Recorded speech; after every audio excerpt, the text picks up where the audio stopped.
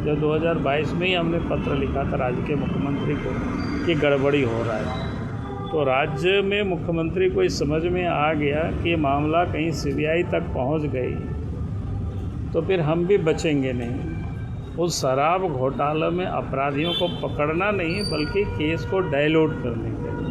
और 90 दिनों तक सर चार्जशीट नहीं हो पाई, एसीबी ने चार्जशीट तक दाखिल नहीं कर। देखिए, मैंने तो शुरू से ही कह रहा था कि ये केस इसलिए उनकी गिरफ्तारी की गई और जांच हो रही है।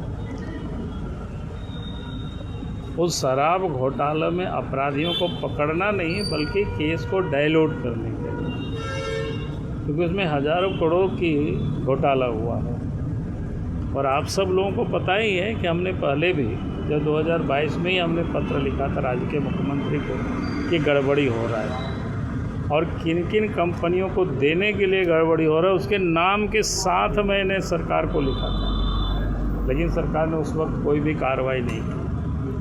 और जब कोई कार्रवाई नहीं की और पूरे समय तक घोटाला होते रहा, लूट होते रहा, सब लोग अपना तिजोरी भरते रहा, जब छत्तीसगढ़ में केस हुआ और छत्तीसगढ़ सरकार ने मामले को सीबीआई को हैंडओवर कर दिया, तो राज्य में मुख्यमंत्री को इस समझ में आ गया कि मामला कहीं सीबीआई तक पहुंच गई तो फिर हम भी बचेंगे नहीं।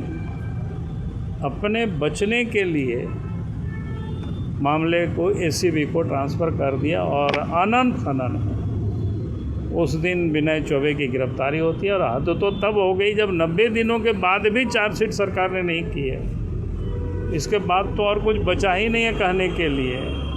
इसके बाद तो स्पष्ट हो गया कि किस प्रकार से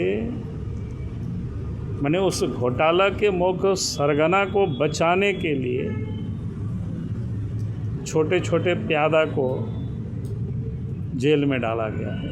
इसलिए मामला जब आगे भी जांच होगी तो कितना बड़ा घोटाला है और उसमें कौन कौन लोग शामिल है वो पता चल जाएगा। सर, ईडी और सीबीआई भी इसमें इन्वॉल्व हो सकती है, कोई आप देखते हैं इस तरह से? अब मैं तो बार बार कहता हूँ कि भाई जांच करना चाहिए, ईडी को भी सीबीआई को भी इसमें इन्वॉल्व होना चाहिए।